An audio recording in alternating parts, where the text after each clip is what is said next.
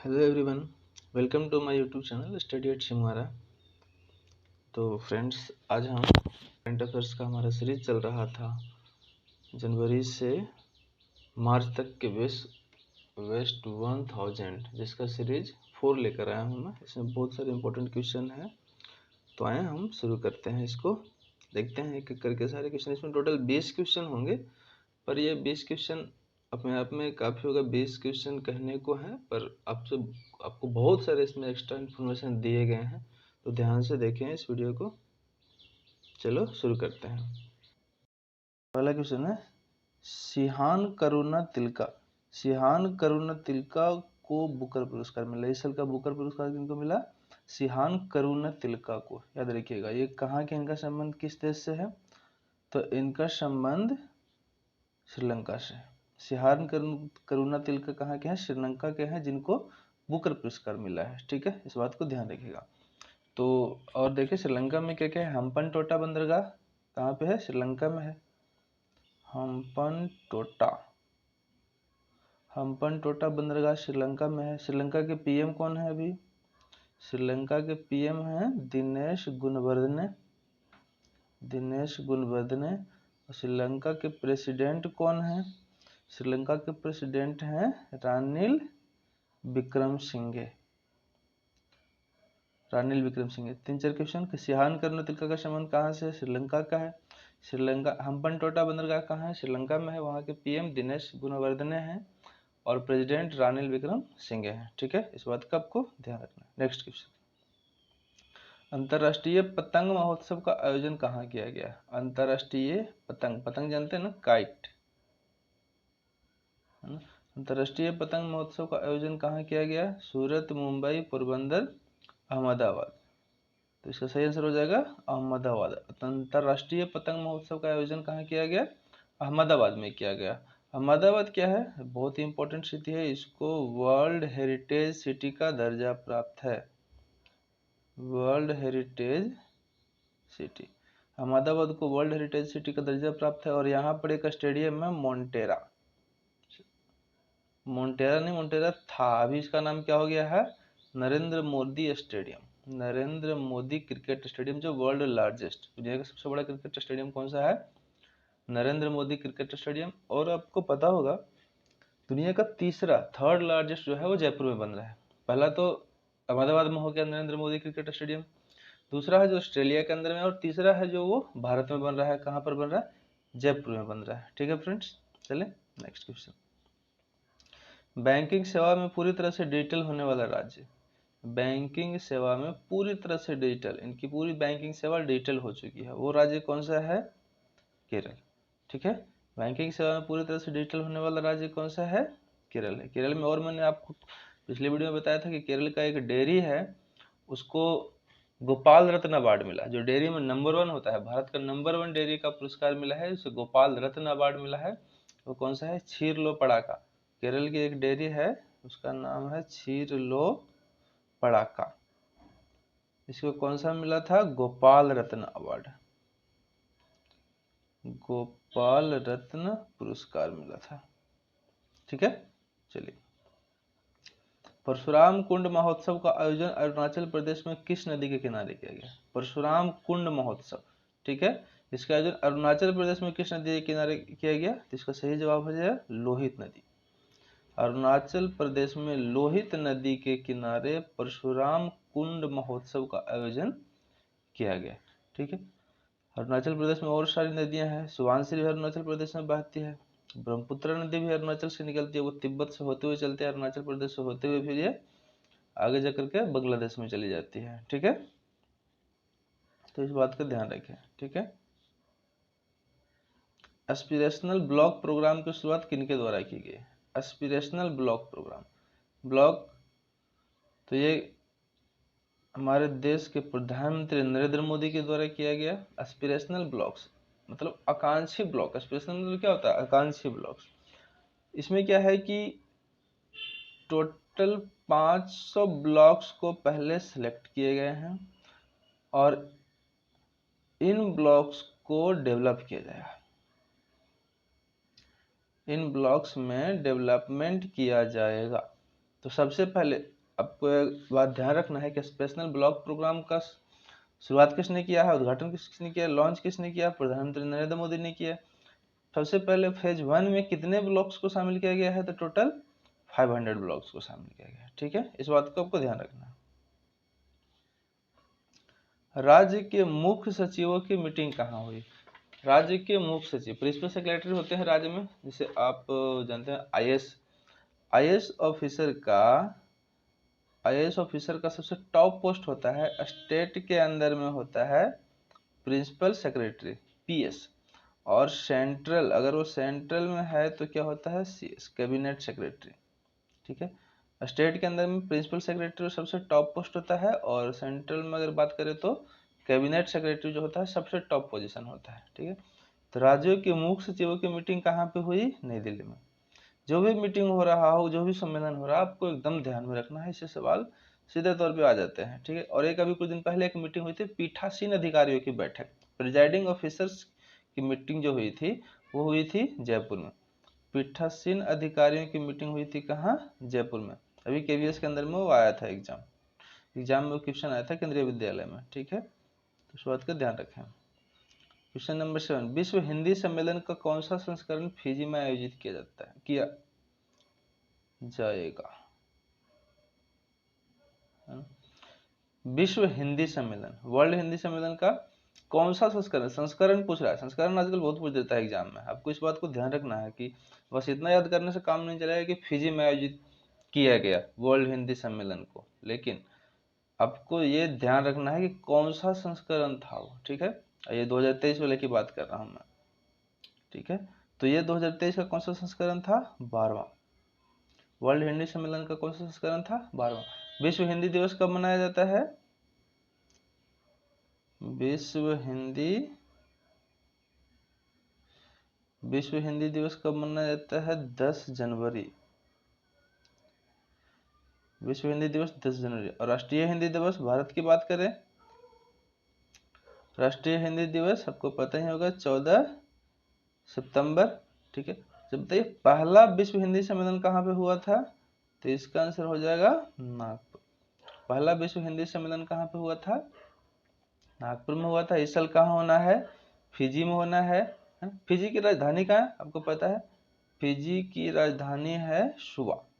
ठीक है, 3-4 क्वेश्चन बन गए यहाँ से, आपको ध्यान रखना है। पूर्वोत्तर कृषि कुंभ 2023 का आयोजन कहाँ किया गया? पूर्वोत्तर कृषि कुंभ 2023 का आयोजन कहाँ किया गया? पूर्वोत्तर मतलब नॉर्थ ईस्ट में होगा। ठीक है, तो मेघालय, नागालैंड, असम, मिजोरम, इसका सही जवाब हो जाएगा मेघालय। इसका आंसर क्या हो जाएगा? मेघालय। पूर्वोत्तर कृषि कुंभ 2023 का आयोजन कहाँ किया गया? मेघालय में। मेघालय को आप जानते हैं मेघों का घर है ना, मेघों का घर मेघालय को कहा जाता है। यहाँ पर एक अभी युद्धाभ्यास हुआ था, कैज इंड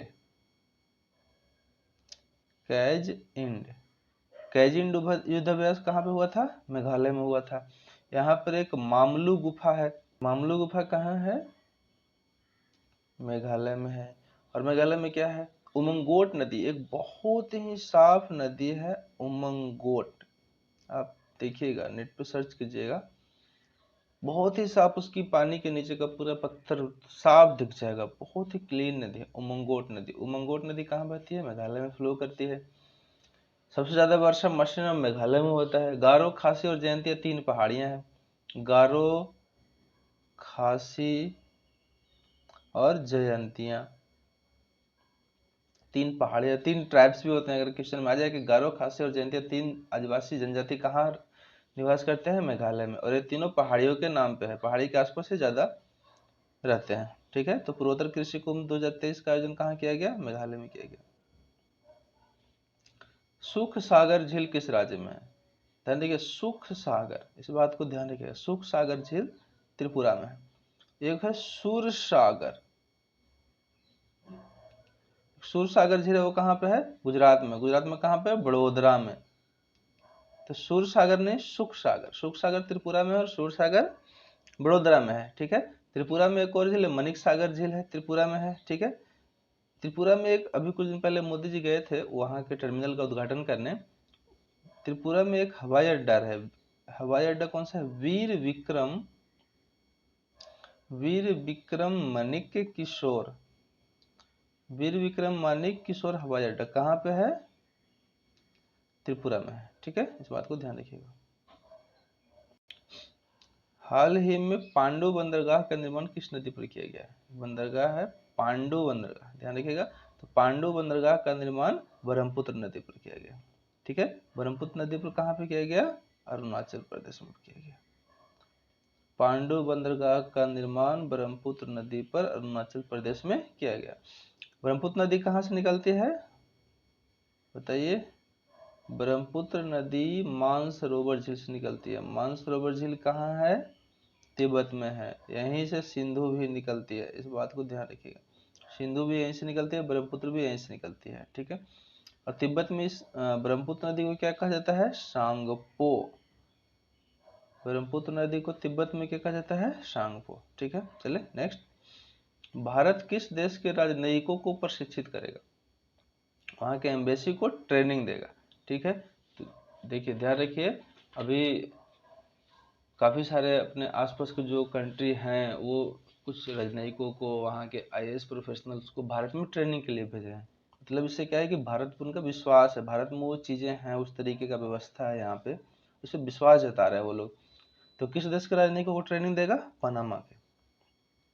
भारत पनामा के राजनयिकों को ट्रेनिंग देगा। पनामा की राजधानी कहाँ है?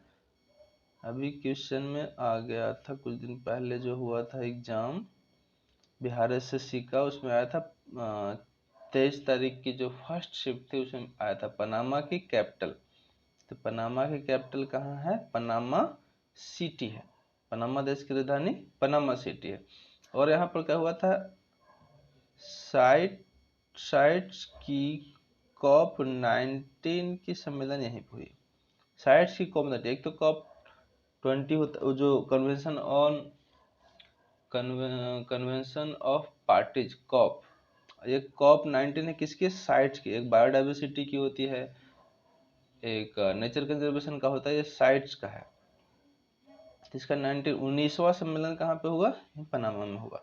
ठीक है, नेशनल MSME अवार्ड किस राज्य को मिला? MSME micro small and medium enterprise, MSME award किस राज्य को मिला? इसका आंसर है उड़ीसा। नेशनल MSME अवार्ड किसे मिला? उड़ीसा में। उड़ीसा में और क्या है? कोणार्क सूर्य मंदिर कहाँ है? कोणार्क सूर्य मंदिर उड़ीसा में है। उड़ीसा में अभी हुआ था FIH मेंस हॉकी, है ना? जीता किसने इसको? जर्मनी ने। रनर अप कौन सा रहा, मतलब उप विजेता कौन सा रहा? बेल्जियम रहा। ठीक है, ये किन दो स्टेडियम में हुआ था? बिरसा मुंडा स्टेडियम और कलिंगा स्टेडियम में हुआ था। ध्यान रखिएगा, बिरसा मुंडा स्टेडियम कहाँ है? राउरकेला में है, उड़ीसा में, जो वर्ल्ड का लार्जेस्ट सीटिंग कैपेसिटी वाला हॉकी स्टेडियम। ठीक है, चले नेक्स्ट क्वेश्चन की तरफ। वर्ल्ड स्पाइस कांग्रेस का आयोजन कहाँ किया जाएगा? स्पाइस मसाला, इसको देख करके चेन्नई मत लगा देना। स्पाइस में सबसे ज्यादा केरल में सबसे ज्यादा उत्पादन मसाला का किया जाता है। ठीक है, तो ऐसा मत देखना कि साउथ का है तो साउथ में लगा दिया हमने सर। तो वर्ल्ड स्पाइस कांग्रेस का आयोजन कहाँ किया जाएगा? इस बार वर्ल्ड स्पाइस कांग्रेस का आयोजन कहाँ किया जाएगा? मुंबई में किया जाएगा। ठीक है, स्पाइस प्रोडक्शन में नंबर 1 स्थान किसका है? केरल का है। यहाँ पर कार्डमम्स की पहाड़ियाँ पाई जाती है, इलायची की पहाड़ी पाई जाती है। और मुंबई से बता दो, यहाँ पर एक होता है काला घोड़ा महोत्सव, ये आता है एग्जाम में, पिछले साल के सीजन में आया था। काला घोड़ा महोत्सव कहाँ होता है? मुंबई में होता है। ठीक है, तो 3 चीज ध्यान रखना इसमें। वर्ल्ड स्पाइस कांग्रेस का आयोजन मुंबई में किया जाएगा, काला घोड़ा महोत्सव मुंबई में होता है, और स्पाइस के प्रोडक्शन में सबसे नंबर 1 पे है केरला, और इलायची की पहाड़ियाँ कहाँ पे है? केरल में है। कौन से 2 नए देश हैं जिन्हें राष्ट्रमंडल की सदस्यता दी गई? राष्ट्रमंडल की सदस्यता किन 2 देशों को भी दिया गया? इसका सही जवाब है, सही आंसर है गैबोन और Togo.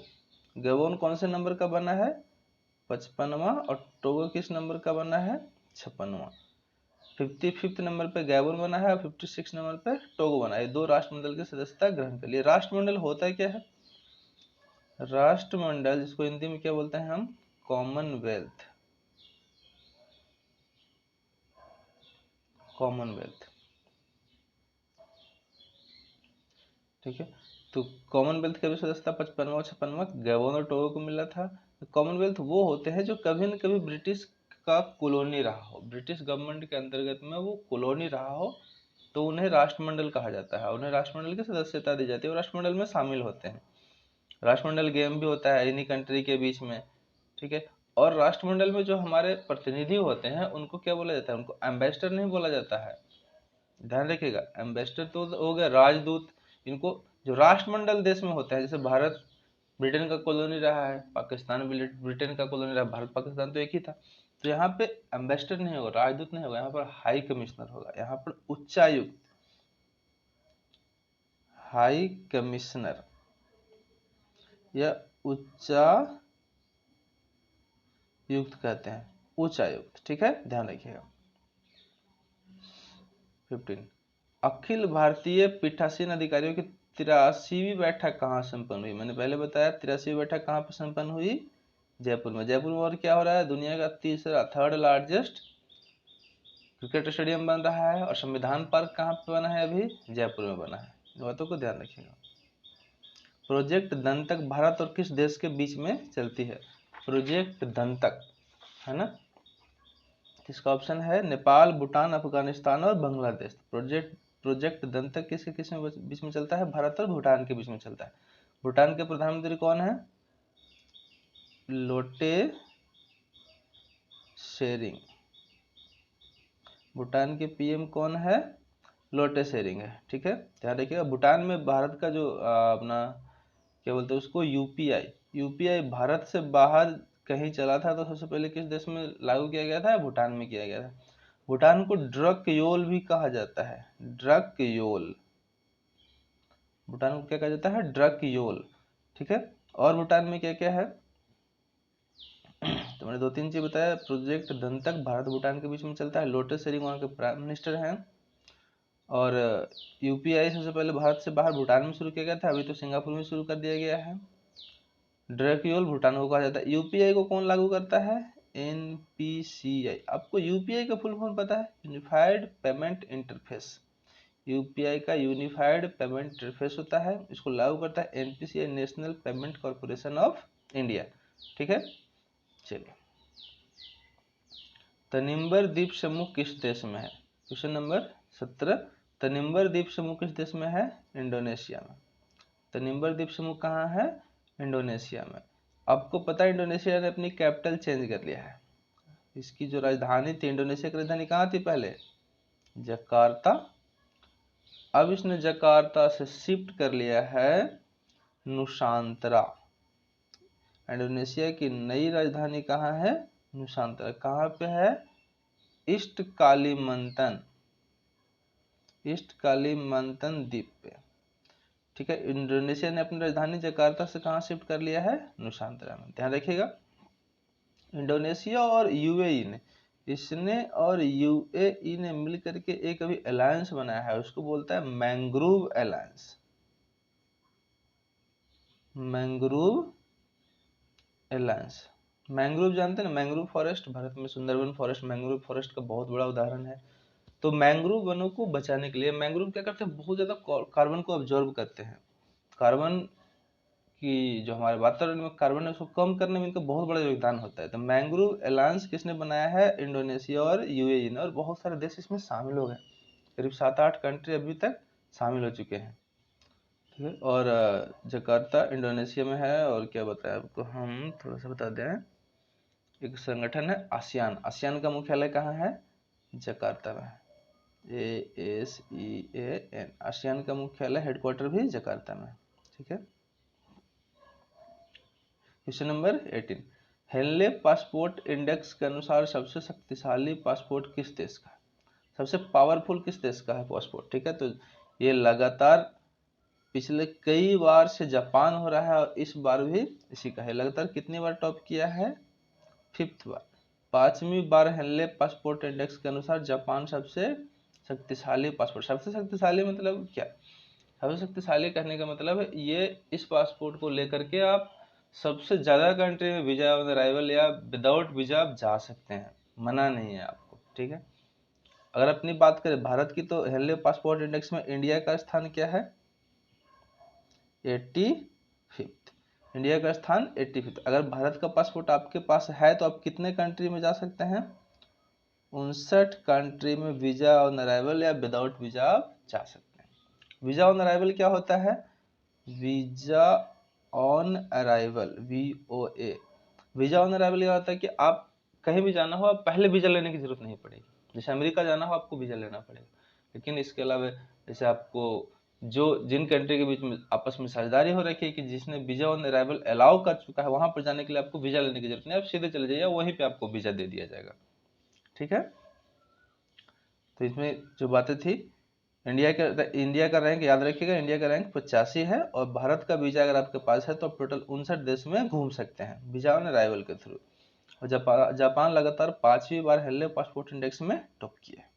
Next question, hockey India के अध्यक्ष कौन है? ठीक है, हॉकी इंडिया के अध्यक्ष कौन है? तो इसका आंसर है दिलीप टर्की।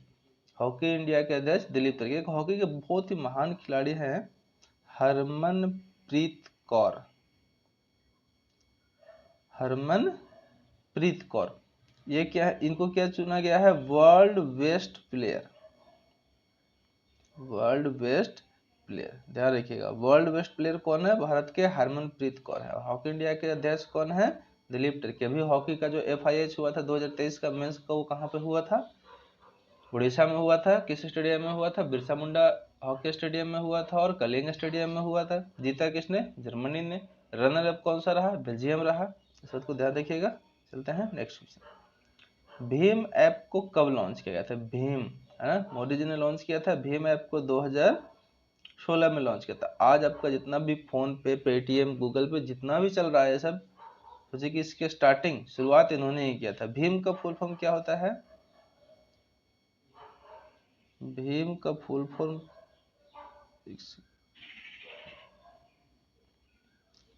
भीम,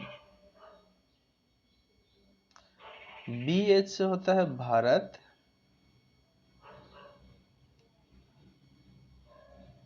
BH से होता है भारत, I से होता है इंटरफेस और M से होता है money. Bharat interface for money, Bharat interface for money.